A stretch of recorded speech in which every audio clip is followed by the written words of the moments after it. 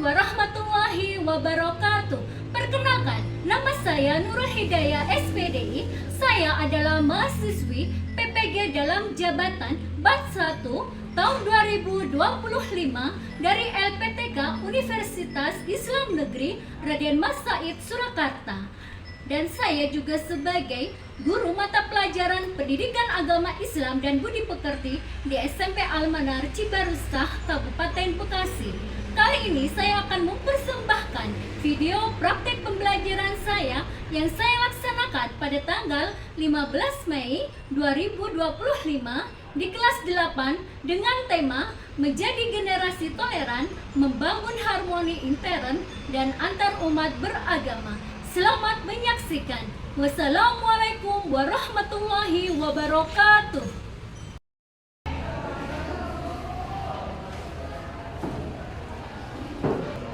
Assalamualaikum warahmatullahi wabarakatuh. Waalaikumsalam warahmatullahi wabarakatuh. Sudah siap belajar? Siap. Sebelum kita belajar, supaya diberi kelancaran dan keberkahan, kita berdoa terlebih dahulu. Silakan dipimpin ketua kelas. Bismillahirrahmanirrahim.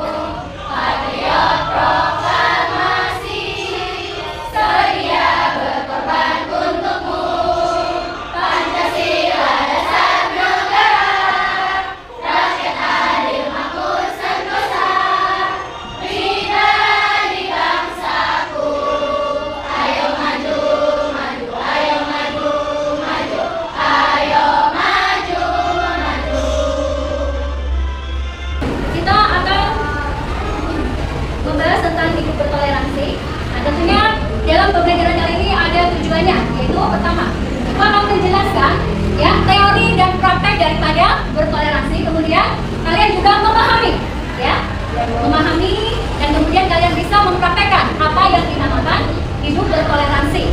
Dan kita di dalam hidup bertoleransi ini tidak hanya ya kita rukun dengan sesama umat Islam, tapi juga kita rukun kepada lain agama. Ya.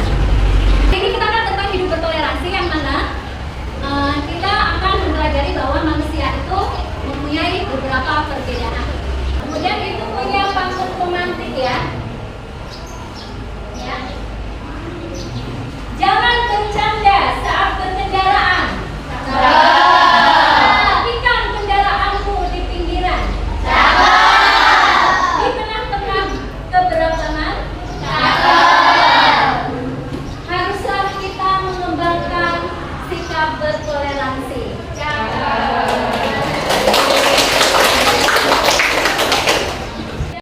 Nah, itu punya lagi nih. Siapa yang bisa jawab? Kamu tak membeli ikan berlian? Untuk dipakai di hari Lebaran. Coba kalian terangkan bagaimana cara mengembangkan sikap toleransi. Ayo, siapa yang bisa? Dari mana? Mengenal dan memahami perbedaan, seperti belajar tentang budaya, agama, dan latar belakang orang lain dapat membantu meningkatkan pemahaman dan toleransi. 2. Berinteraksi dengan orang lain. Berinteraksi dengan orang lain dari latar belakang yang berbeda dapat membantu membangun hubungan dan meningkatkan toleransi. Benar sekali. Dalam hidup bertoleransi, ya, ada juga ayat-ayat yang sesuai dengan hidup bertoleransi yaitu dalam surat Al-Hujurat ayat 10 sampai 14. Nah, di sini Ibu bisa bacakan sambil nanti saya baca ya. Ya. A'udzu billahi minasyaitonir rajim.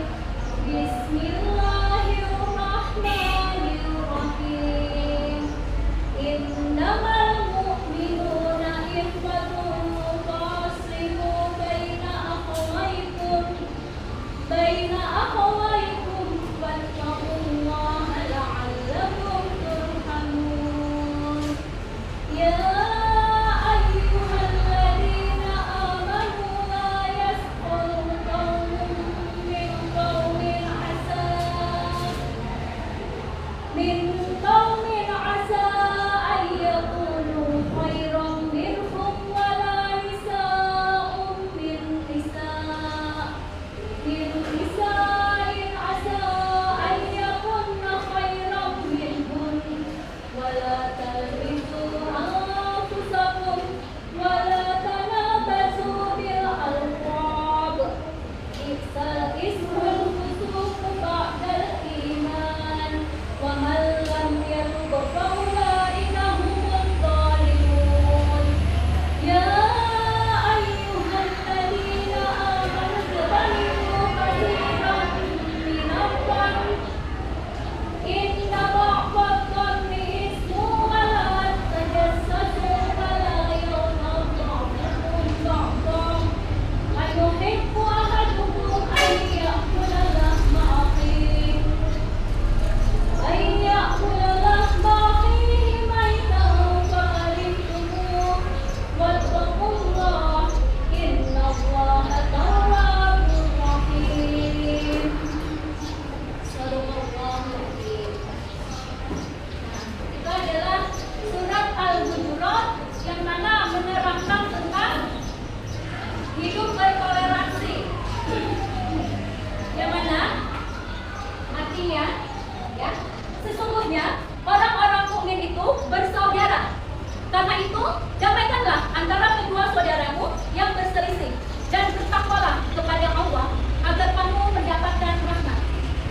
Wahai orang-orang yang beriman, janganlah suatu kaum mengolok-olok kaum yang lain, karena boleh jadi mereka yang diolok-olok itu lebih baik dari mereka yang mengolok-olok. Dan jangan pula perempuan-perempuan mengolok-olok perempuan yang lain, karena boleh jadi perempuan yang mengolok-olok itu atau perempuan yang diolok-olok itu lebih baik daripada perempuan yang mengolok-olok. Janganlah kamu saling mencela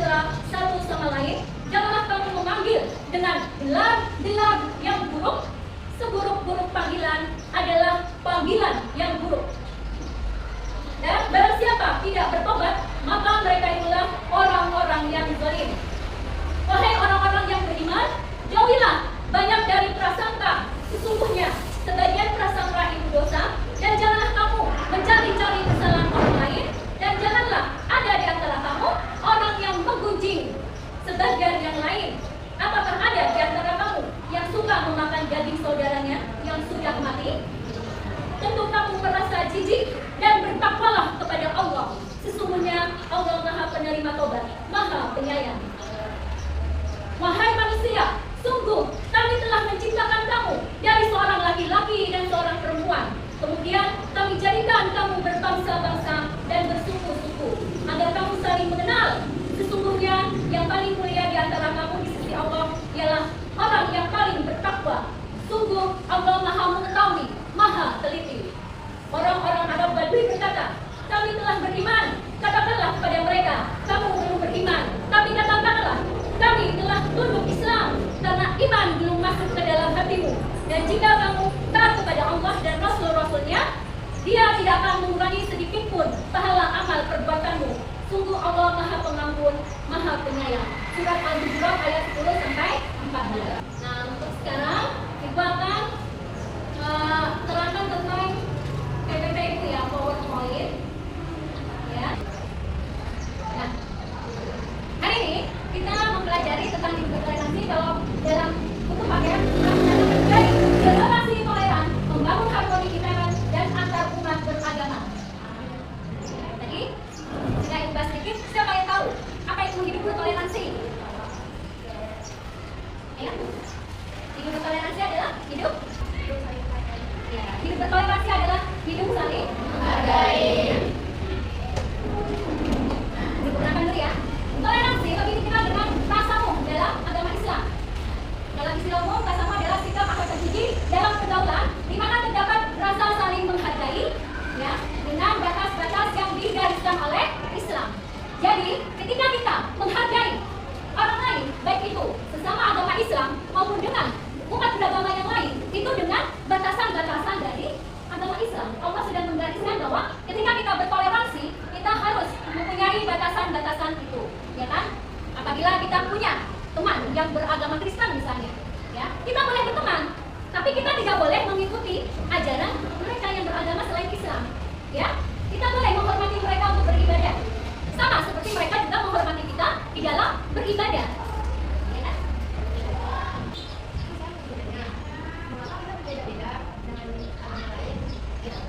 Nah, dalam hidup ini kita mempunyai beberapa perbedaan. Itu adalah salah satu yang ada dalam kehidupan ini ya. Bahwa dalam kehidupan ini kita mempunyai banyak sekali perbedaan. Ada perbedaan agama, ada perbedaan suku, ya, ada perbedaan keyakinan, bahkan ada perbedaan tahta, yaitu kekayaan kita ya. Dan itu semua sudah ditakdirkan oleh Allah tentunya, ya kan? Nah, secara umum ya, toleransi dibagi menjadi dua macam. Ya, ada toleransi antar umat beragama, ya. Ada toleransi intern. Toleransi intern itu toleransi sesama umat Islam. Karena sesama umat Islam sudah terbiasa untuk saling menghormati, ya kan? Tapi dengan agama lain itu belum tentu.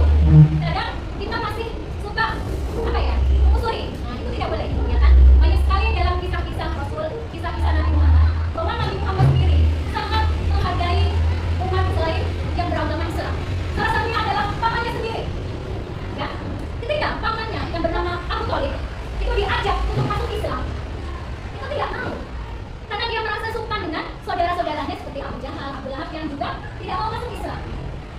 Ya, apakah Nabi Muhammad memaksa? Tidak. Nabi Muhammad tetap menghormati pamannya tersebut, walaupun tidak mau diajak masuk Islam. Nah, itu adalah salah satu bukti bahwa Nabi Muhammad juga menghormati selain yang beragama Islam. Bahkan Nabi Muhammad sendiri mempunyai mertua yang orang Yahudi, tentunya bukan Islam, dia kan sekarang orang Israel yang menyerang. Ya, jalur Gaza adalah orang-orang Yahudi. Itu dulu pernah menjadi mertua daripada Nabi kita. Itu pun Nabi Muhammad juga tetap menghormati mertuanya yang beragama Yahudi.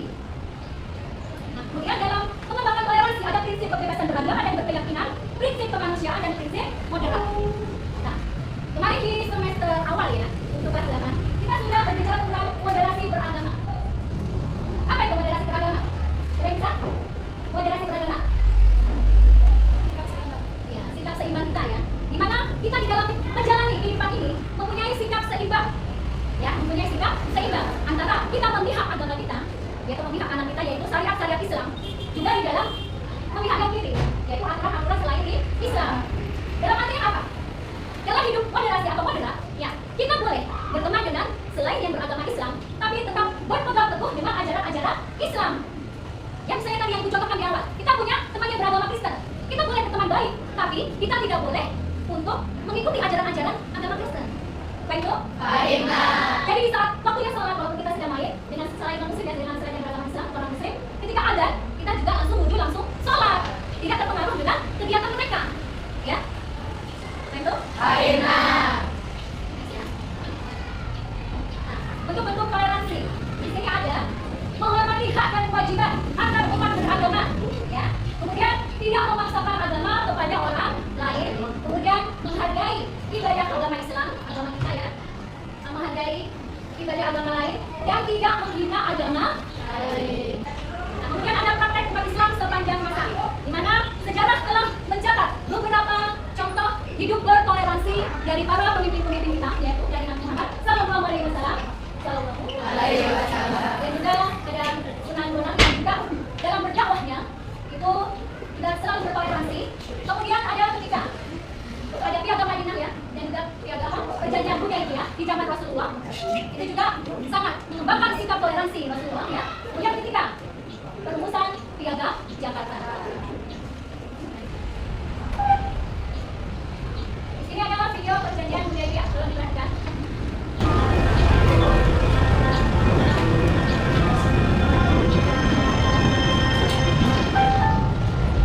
Assalamualaikum warahmatullahi wabarakatuh. Apa kabar sahabat beriman? Selamat datang di Kaum Channel.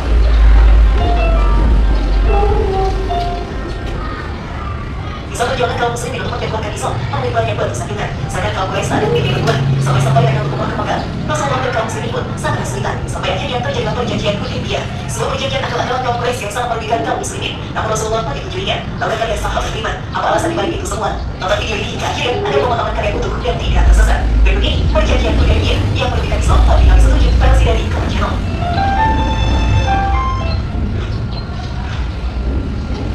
Asal mula perjanjian Hudaybiyah bertahun ke-6 Hijriah bulan Zulkaidah telah terjadi peristiwa bersejarah yaitu perjanjian Hudaybiyah yang melibatkan umat Islam dengan kaum Quraisy. Karena itu sahabat beriman, kami mohon berniat melaksanakan ibadah umrah kebakar dengan bawa rombongan besar berjumlah 1.400 orang. Pertama kali yang dikuasai kaum Quraisy sempat was-was dia berniat mencegah kedatangan rombongan Nabi Muhammad agar tapi utusan kaum Quraisy yang memang membuat baik tersebut mengeluarkan kartunya. Usai kemenangan mereka Rasulullah Sallallahu Alaihi Wasallam yang tidak menunjukkan adanya tanda-tanda peperangan. Maka untuk menghindari konfrontasi, Rasulullah Sallallahu Alaihi Wasallam dan rombongannya bahkan menurut sebagai perjanjian Hudaybiyah. Namun sebelum dia semakin terlanjut, kami perlu membacakan supaya kita tahu bagian melalui channel ini. Ayo beri pengetahuan dan ilmu yang bermanfaat. Amin ya rabbal alamin.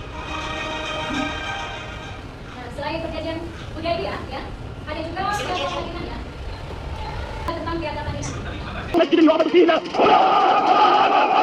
Assalamualaikum warahmatullahi wabarakatuh. Jumpa lagi dengan saya di Raudan Channel yang mengungkap rahasia dan fakta di balik sejarah. Dalam kesempatan kali ini kita akan membahas piagam Madinah. Pembahasan kali ini tidak kalah menariknya karena topik kali ini kita akan tahu bagaimana terobosan luar biasa Sayyidina Muhammad SAW menghadapi kaum musyrikin dan Yahudi sekalipun. Ternyata di luar dugaan, strategi piagam Madinah justru menjadi pintu masuk bagi Nabi bukan hanya menjadi pemimpin kaum muslimin semata, tapi juga sekaligus menjadi pemimpin non-muslim termasuk kaum Yahudi. Dan hebatnya, kaum Yahudi justru senang atas lahirnya piagam Madinah sebagai solusi di awal-awalnya. Padahal piagam Madinah ini secara tidak langsung menandai berdirinya sebuah negara. Apa tidak luar biasa? Sebuah taktik dan strategi yang bisa dicontoh umatnya tanpa harus menyakiti pihak lain, tetapi justru diterima sebagai solusi terbaik kala itu. Bagaimana sebenarnya isi dari piagam Madinah itu? Dan bagaimana latar belakang hingga tercetus piagam Madinah? Dan mengapa dunia sampai kagum dan mengakui piagam Madinah sebagai piagam tertua dan paling baik di sepanjang sejarah manusia? Kalian ingin tahu? Mari kita bahasnya. Sebagaimana dibahas di video sebelumnya, kota Madinah yang sebelumnya disebut kota Yasrib dihuni masyarakat beragam.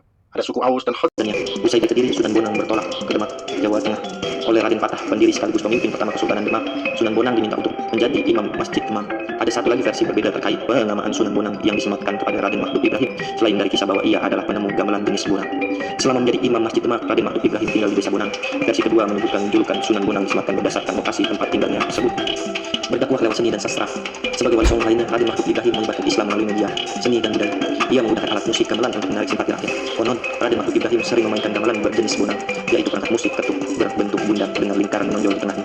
Jika tonjolan tersebut diketuk atau dipukul dengan kayu, maka akan muncul bunyi merdu. Raden Makhluk Ibrahim alias Sunan Bonang membunyikan alat musik ini yang membuat penduduk setempat penasaran dan tertarik. Warga berbondong-bondong ini mendengarkan alunan tembang dari gamelan yang dimainkan Sunan Bonang. Ia menggunakan sejumlah tembang tenggahan mencampak seperti Kidung Bonang dan sebagainya. Hingga akhirnya banyak orang yang bersedia memeluk agama Islam tanpa paksaan. Sunan Bonang juga mahir memainkan wayang serta menguasai seni dan sastra Jawa. Dalam petunjuk wayang, Sunan Bonang menambahkan rincikan yaitu kuda, gajah, harimau, garuda, kereta perang, dan rampongan untuk memperkaya pertunjukan. Dalam buku Sejarah Kebudayaan Islam 2003, Heri Nugroho menuliskan bahwa dakwah Sunan Bonang yang lain adalah melalui penulisan karya sastra yang bertajuk Suluk Wujud. Saat ini naskah asli pokok-pokok pikiran dalam pidato Soekarno dalam rapat PBPKI pada tanggal 1 Juni 1945 yang menawarkan 5 prinsip dasar bernegara yang diberi nama Pancasila, diterima secara aklamasi oleh BPPKI sebagai dasar dalam penyusunan falsafah negara Indonesia Merdeka.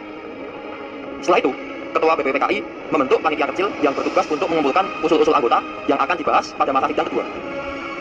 Kemudian, pada masa reses antara masa sidang pertama dan kedua BPPKI, Soekarno memanfaatkan masa sidang Cho Sang-iin ke-7 di Jakarta untuk membahas hal-hal yang terkait dengan tugas panitia kecil.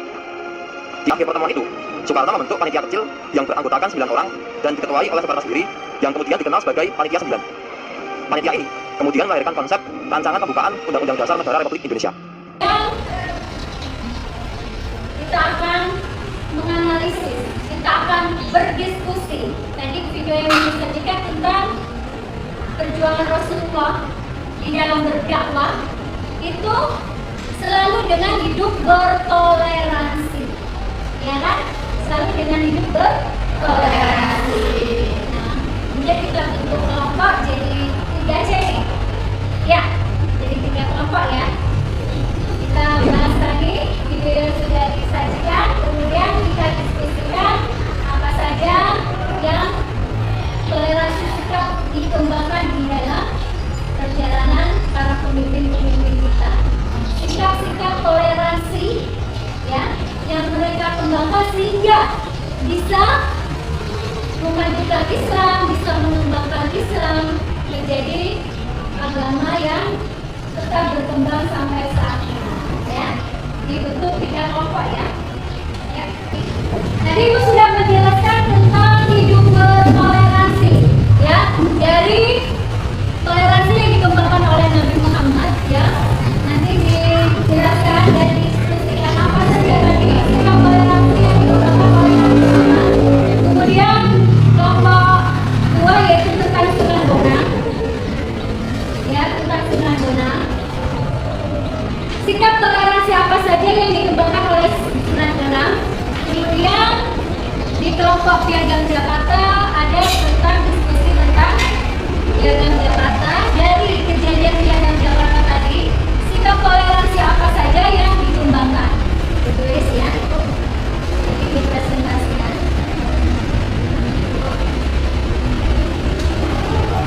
Sekarang kita tepuk toleransi sekali lagi ya.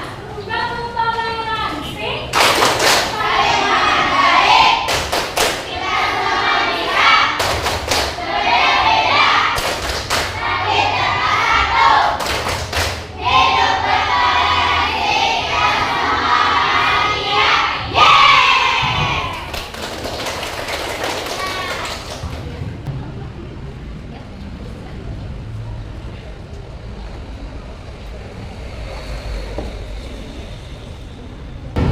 Ini ternyata kelompok Nabi Muhammad sudah selesai loh. Nah, kita sambut kelompok Nabi Muhammad.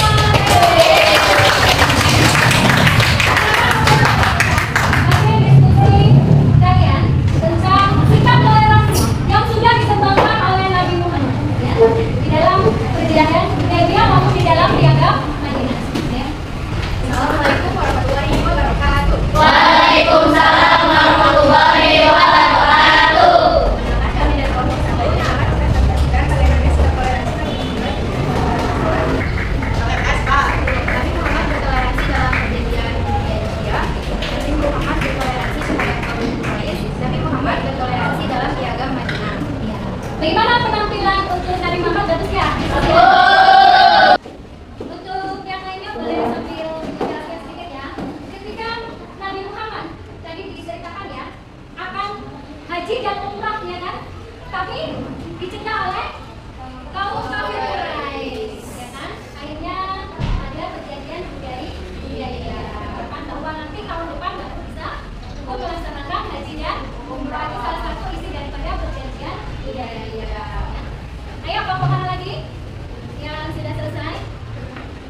Kita Bu, ya? Sebentar Bu. Sebelah mana nih? Kelompok sunnah bonang, ayo silakan maju. Kita kasih. Assalamualaikum warahmatullahi wabarakatuh. Waalaikumsalam warahmatullahi wabarakatuh. Kami dari kelompok 2 akan menyampaikan hasil diskusi kami mengenai sikap toleransi Sunan Bonang. Dalam menyebarkan agama Islam di Pulau Jawa,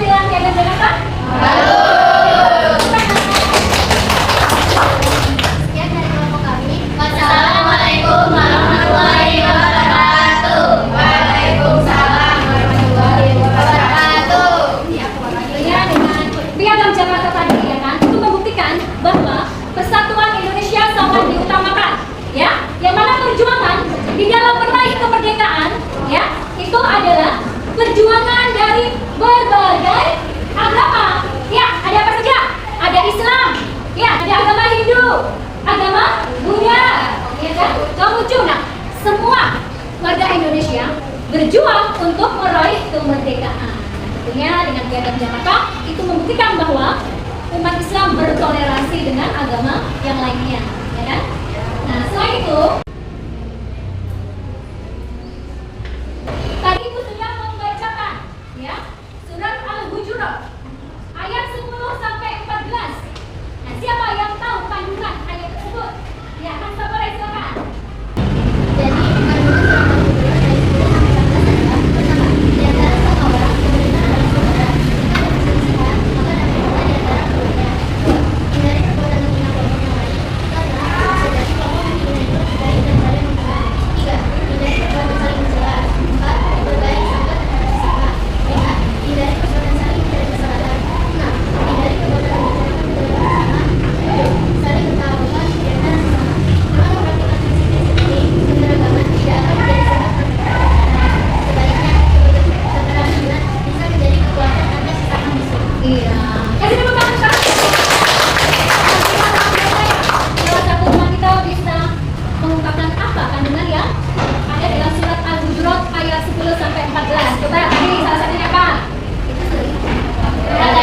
Kita saling menghargai. Apa lagi tidak boleh? Mencela. Ya. Belum tentu yang mencela lebih baik daripada yang dicela, ya kan? Ya. Apa lagi tidak boleh? Tidak boleh memuji. Ya, apalagi kalau ngomongin orang lain, itu sudah gimana apa? Makan bangkai saudaranya. Mau dibilang dari gimana rasanya makan bangkai?